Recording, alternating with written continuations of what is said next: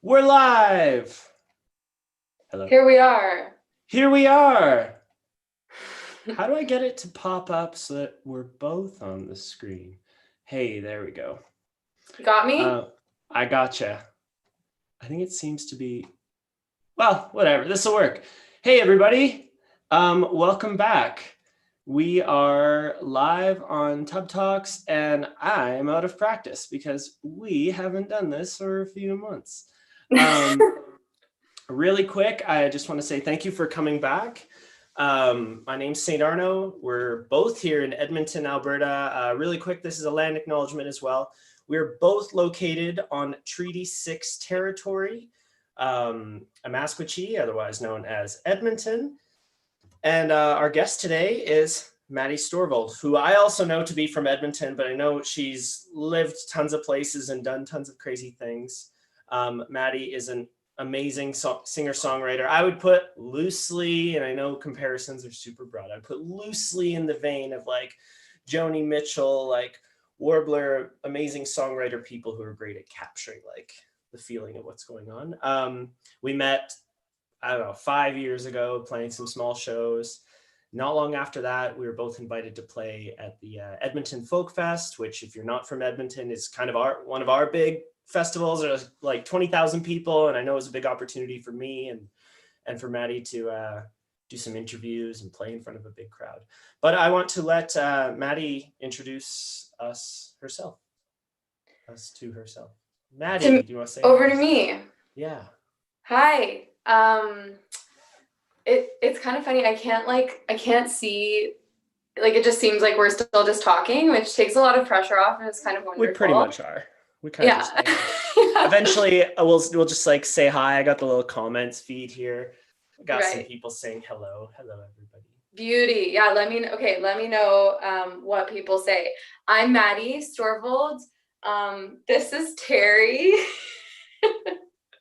This is Terry. He's the sweetest little guy. He's going to be going live with us today too. That's important to know. As Ian, can I call you Ian on here? Yeah, that would be good. Not like, I don't have to call you St.Arnaud. No, honestly, it's kind of a weird thing, but yeah, no, Ian's good.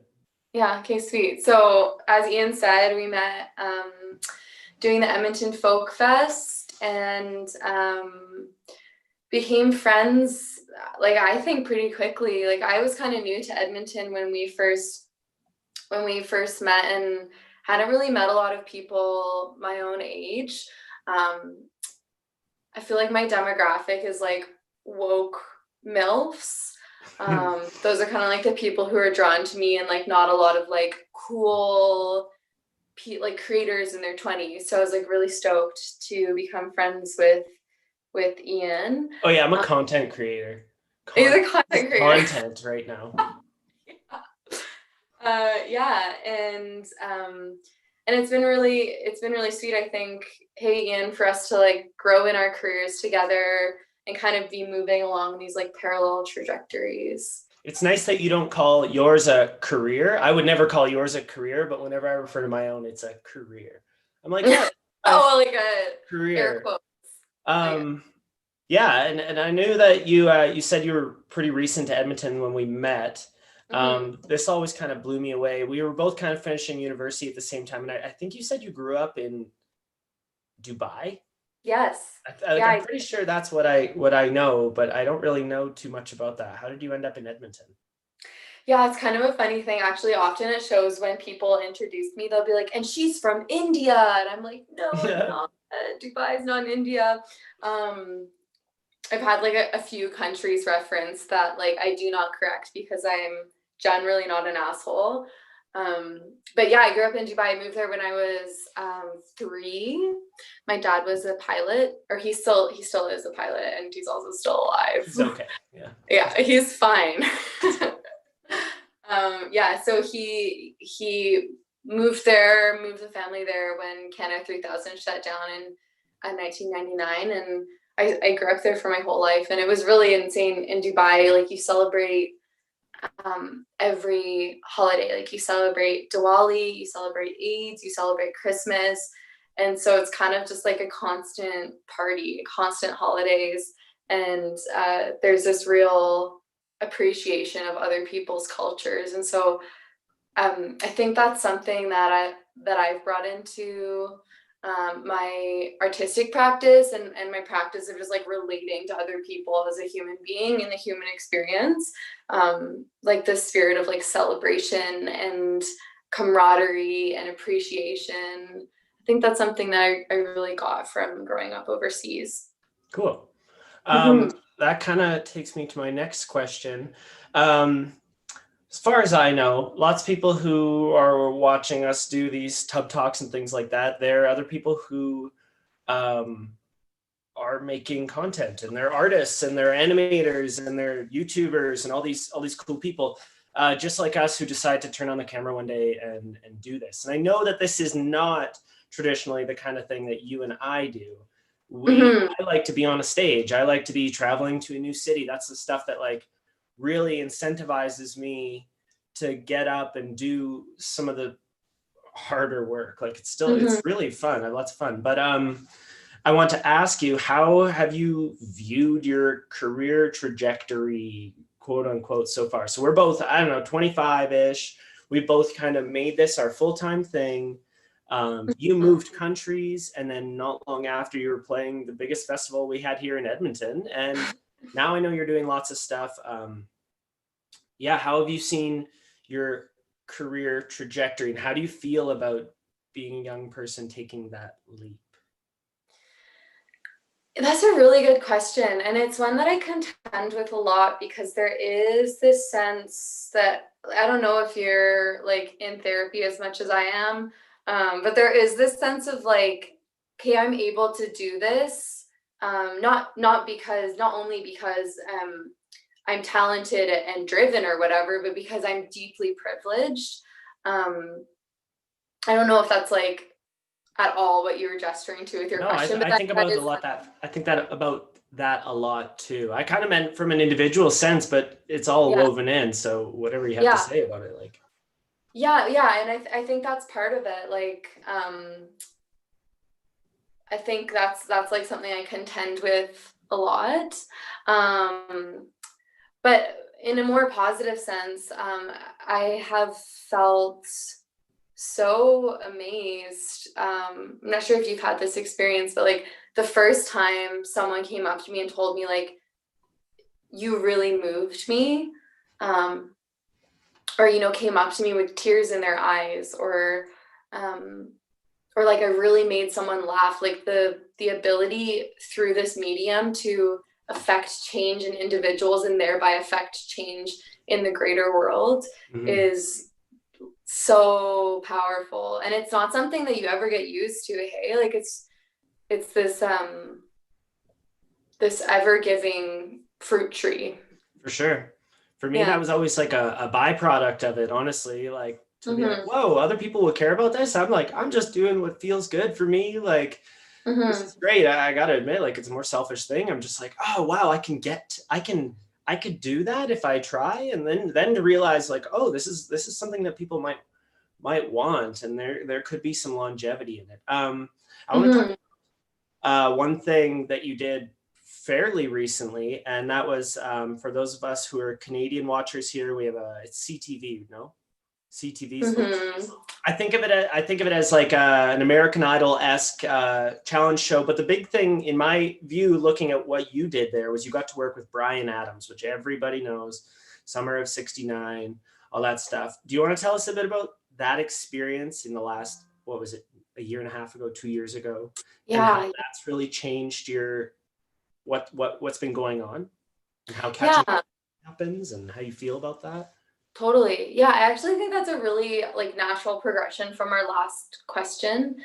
Um, so we went on, actually was reached out to by a producer on the show, which is called The Launch, and I guess they had like tens of thousands of applications, and to be honest, when I first got the email, I was like, this is not for me. Like I never thought I would do the like TV show thing. Um, but my manager at the time said to me like, if you can't give me one good reason why you shouldn't do it, then you're at least sending in a tape.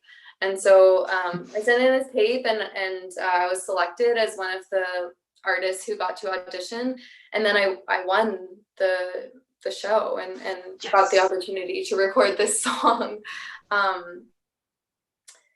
And through that, like that, I mean, that's kind of a longer diatribe. It requires a bit more explanation, but I did sign to, like, as you know, a major commercial country record label, and spent a lot of time like going to Nashville and writing songs for country. Yeah, I feel like I was just watching. You're kind of like, okay, we're doing our thing. We're trying to figure it out. We're trying to be happy where we're at and feel success. I'm not saying we shouldn't, but I just kind of watched everything for you, like, go like this really quickly.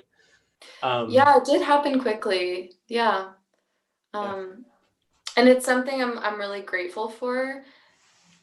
You know, when you start out on a trajectory, you never, people tell you like you never know what's gonna happen. And like, I really didn't believe them. I was like, I feel like I know exactly what's gonna happen. I'm gonna like play this folk festival and then this one, and I'll go to this conference, and then I'll build a fan base, blah blah blah. But yeah, I never expected to have a foray into commercial country, and that's actually been like a very challenging thing to regroup from, because I'm no longer with that record label. Yeah, and you're on to your next step, you know, you're on to a new place now. Yeah, so I'm trying to marry those two things, like marry something that is like accessible and like commercialized enough to work in the world. Commercialized being, we need to make a living. Yeah. I mean, like, there's only one Tom Waits, you know, like, like I think that's just such a fine line to walk. It's such a fine line to walk between like doing something that's meaningful and has heart and intention, but also not so much, maybe commercialized is the wrong word, but I think accessibility is important. I think for like anyone of like any level of, what's that? Oh, I was finding a fan base, finding your audience. Yeah, and just like making your story and your message accessible for all sorts of people of like different ages and different socioeconomic statuses and different levels of education. Like, everyone should be able, I would hope, to listen to the songs I write and feel akin to them. Yeah, for sure. I got a interesting piece of advice, or I don't know, an anecdote or something yesterday. I had a fun half-ass announcement for everybody here. I'm starting working on my second record, which I'm very excited about, and I'm gonna talk to Maddie about this in a second. But I got a good piece of advice from my trumpet player, and he heard it from somebody else. But it was he said in the music world, but I would say in the art world, in the YouTuber world, in the animation world, all this stuff, anything you want to do that looks challenging, it's kind of a matter of waiting in line, and don't get out of line.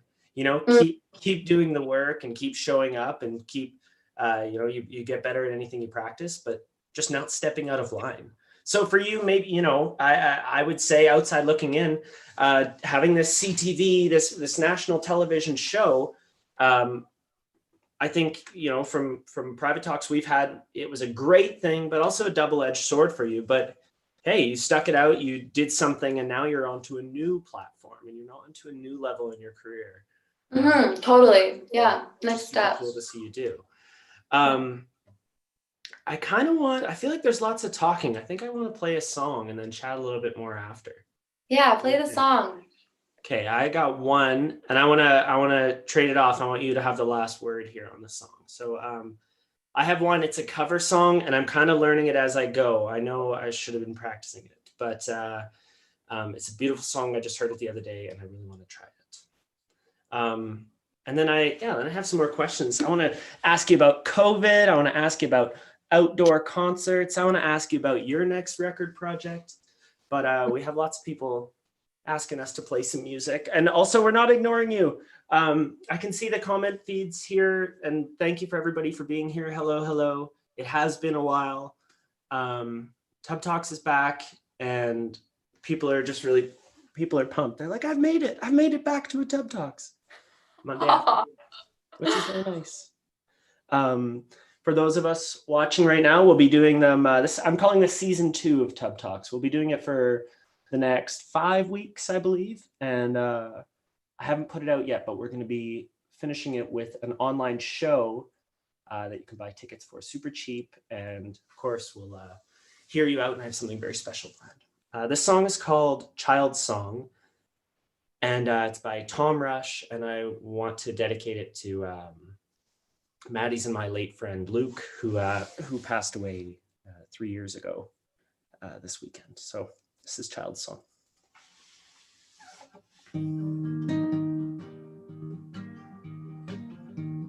Goodbye, Mama. Goodbye to you too, Dad. Little sister, you have to wait a while to come along. Goodbye to this house and all its memories. We just got too old to say we're wrong. Got to make one last trip to my bedroom. Guess I'll have to leave some stuff behind. It's funny how the same old crooked pictures just don't seem the same to me tonight. There ain't no use in shedding no more tears, Mom, when you realize you're growing old. I know how hard it is not to be younger. I know you tried to keep me from the cold. Thanks for all you've done, it may sound hollow. Thank you for the good times that we've known. But I must find my own road now to follow. You will all be welcome in my home. Got my suitcase and I must go now. I don't mind about the things you said. I'm sorry, Mom, I don't know where I'm going. Remember, little sister, look ahead. Tomorrow I'll be in some other sunrise. Maybe I'll have someone at my side. Mama, give your love back to your husband. Father, you have taught me well. Goodbye. Goodbye, Mama. Goodbye to you too. Just a little one. Kind of learn on the fly.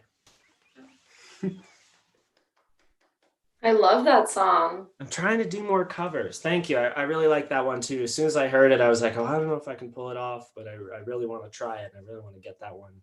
You do. That's what I can't believe I've never heard that song before. It's one really of those nice. ones that's so simple and so so moving. I got to work on it, but people are loving your cat. Thank you for the digital applause. Maddie, do you want to share a song with us? I know you have a back catalog of stuff. I know the stuff you have recorded is only a small bit of that. But what would you like to play? You can do one, you can do two, whatever you want. Awesome. Yeah, I think I'll start off with one, and we'll see how the time goes. But I mean, I think that's really beautiful of you to dedicate a song to Luke, and I think I'll do that as well. just this time of year, you gotta move out of the way, Tara. This time of year is always really affecting. I think our bodies have these natural rhythms to them, and our emotional bodies too. And I find that this time of year is always a little tough for me. I don't know if you feel the same way. So this is a friendship love song that I wrote when I was on the road a lot. I was missing my sisters. It's called Whiskey in Your Coffee Cup. And I feel like that's something Luke would have liked. I think so.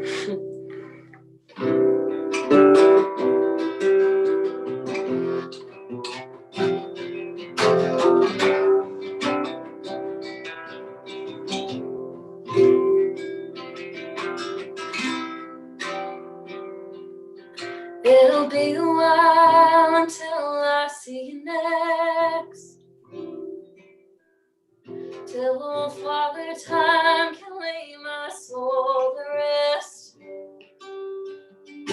And oh, the road, this fickle thing I chose. Some nights I can't catch my breath.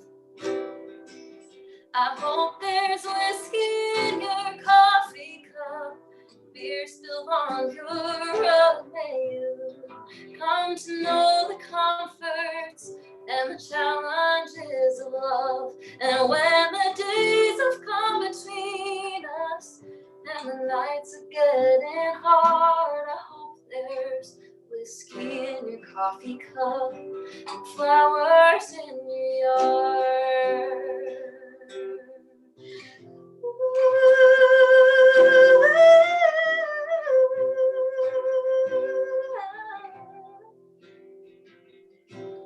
Well, I won't forget the time you cut those bangs in, or how I couldn't pay my rent. Sweet old days starting to fade. Oh, you look so different to me then. I hope there's whiskey in your coffee cup, beer spilled on your rug. May you come to know the comforts and the challenges of love. And when the days have come between us and the nights are getting hard, I hope there's whiskey in your coffee cup, flowers in your yard. Whoa.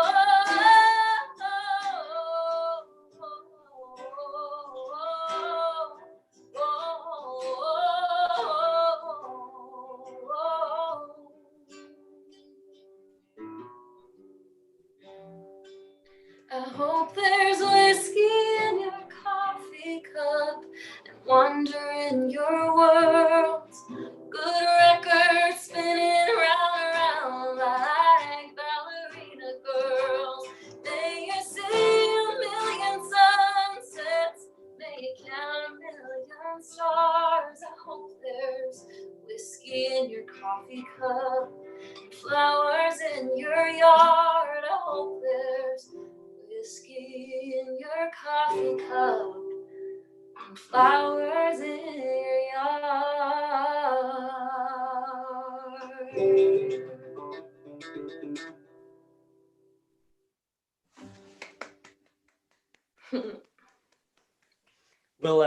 Will real applause freak you out when it happens again?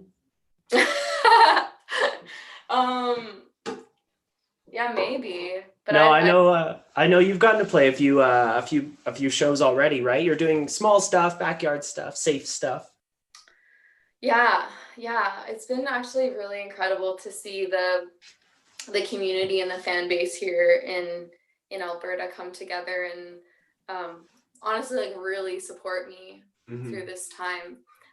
Played actually a ton of these curbside shows and like parking lot shows and backyard shows, and you know, a lot of people have made this time that's been so dark and so heavy and difficult and alienating seem really peaceful and connective. Have you felt that way? I'm trying to. Also, you're getting lots of little multicolored hand claps in the comment feed. So, and I didn't even say that's a gorgeous song. That's a really nice Thanks. song. Thanks. I have found that. I have found that. I'm trying. I find I go back and forth, and I'm grateful for the peace sometimes. Mm-hmm. I know both of us. We're starting to travel a lot more, and for me, I know I was loving that. I was very excited to be able to go do that. There's nothing I love more than have an excuse to go travel somewhere. I think that's so cool. Mm-hmm. But sometimes it's been really peaceful, and you have to appreciate and be grateful that that time doesn't always get to happen. You don't always get an excuse to be able to do that. Yeah. That's I'm trying to write lots about that, because I'm thinking, well, great, I can sit and whine about how I'm mad I'm not doing anything, but that's not even really how I feel. Today's a Mm-hmm. bad day, but really I'm just like, well, I guess I'll learn how to sit back and spend more hours reading, and that's okay too. Which Yeah. brings me to my next thing. How have you largely spent your year? We're coming up on the 7-month mark of everything being closed, and what would you say, like, broadly, if you had to tell us, how did you spend your year? Mm, you know, as a child, I was like a very odd, creative little creature. My mom had this really nice pair of. I'm gonna get to your question, I promise. I'm just finding a way there. My mom had this really nice pair of leather boots, and as like a 7-year-old, I like went around our house and took all these cuttings from different pieces of fabric and made this memory boot, I called it. Great idea. Well, I don't know if it was, but I wanted to make something, and I was always drawn to making things. Cool memory. And then as I progressed into being like a teenager, and it was just like perpetual movement from the time I was like 13. Like like high school is so busy and you have no time, and you're like making new friendships and figuring out who you are, and then university is a like absolute mad haul, and then from there I went right into doing music full time. So like the last decade of my life has just been like perpetual motion, and in the spirit of like life always happening for you and not to you, I have spent this time in which I haven't been touring for the first time in 3-4 years, just like making stuff, just like whatever I feel drawn to. I've done like tons of works with textiles, with like macrame and crochet and embroidery. I made this shirt that has the vulva on it. Yes, I was waiting. Nobody's commented on it yet. Nobody's commented on my vagina shirt? No, and I didn't really I have a little whiteboard here that's like, okay, if you forget what you're talking about, go back to these questions, and none of it was like, hey, let's talk about what's on Maddie's shirt, but I'm glad we are. Here we are. We are. This is my vulva. That's cool. Didn't think I'd say that on YouTube today, really. So whatever. Pretty exciting. We're here. And I've like been painting and making herbal products and writing songs again since I left my record label. I haven't hardly written any songs up until this break. So yeah, it's been really cool. Hey. So what's your plan for these songs? I know you and I are now both, I don't know if this means anything to anybody else, but I know we are both super pumped on it. A person who's totally brought me out of the woods was my producer, Graham Lassard, who's an absolute wizard. You can't find him anywhere on the internet. He's just like this lovely dad figure, and just is a wizard in the studio. And I'm learning lots from him. So I hope I don't know. I know he's going to be doing great stuff with your work, but what's the plan for new releases for you now that you're independent, I suppose, or you're maybe shopping some of those songs around? That's kind of what we do, is we'll make some songs, then we'll approach record labels, or they approach us and we go, hey, do you want to represent us? But where are you at with your plan, and what's I have like a fuck ton of songs. that's the right Like amount. that, and for anyone who's watching who is thinking about putting out a record or putting out a second record, like Ian is totally right. Ian, you're totally right. Yes. Like having a fuck ton of songs is the only way to approach a release in my mind. Okay, well, I have to step in there because when I made the first album, those were pretty much all the songs I had. I'm just gonna say you don't have to, but it is in your best interest to have lots. Yeah, well, yeah, I put out 2 records already, and they were like all the songs I'd ever written. Like up until that point, that moment I put out that record, those are all the songs I had done. And I don't know. I feel like the more you write, the more gems you have. Maybe that's like something that's been indoctrinated into me through like being associated with Nashville, because they just like constantly write songs. But yeah, anyway, so I'm recording this set of songs with Graham. We've started pre-production, as I know you have as well. And yeah, we're just gonna try to bring them to some record labels, try to do some more touring when it becomes safe to do that again. Kind of the main thing that's important to me with this release is that it's like a really authentic release, because I didn't feel that connected to the single that I released through the show. And that's the most recent thing that's on my Spotify. It's the most streamed song on my Spotify. And it doesn't feel like me. And so it's really, really important to me to be so selective. If I do have any label interest, be like really selective, moving towards those relationships, because I don't want just any record label. Again, like I want specific labels and specific agreements, like contracts with those labels that allow me to maintain artistic integrity. Cool. Just to piggyback off that, something I've been learning is to, in terms of making more and then finding the right fit and all this stuff, is to not make anything your baby too much. So you're just like, okay, well, this single that we did with Bryan Adams, so we should say it again, you worked with Bryan Adams, pretty cool. Whether or not you feel now like, okay, well, this is my defining moment. It doesn't have to be, it is what I'm learning. For me, I have one song that's hit 1 million streams, and I'm pumped on that. I'm just saying it. I'm really pumped on that. But also, like, I don't want to be defined by that forever either, you know? And Graham, actually, this lovely human that if any of you need a producer to work with, find him. But he's really taught me that it's not about making the next best thing. Sometimes it's just about making the next thing and expressing yourself and practicing it and working with that the best you can, which I would say includes that idea of finding the right people to work with too. Yeah. And I will say, oh my gosh, I want to just also give Graham a little plug, because he's just so... He'll never see this. He'll literally never see this. I don't think he goes on the internet. I know, right? Like, he's not like an internet person. Whatever, he's incredible. We got into the studio in, what's it called? Lunchbox? Public Lunch. A home studio in Calgary, yeah, super cool little garage studio.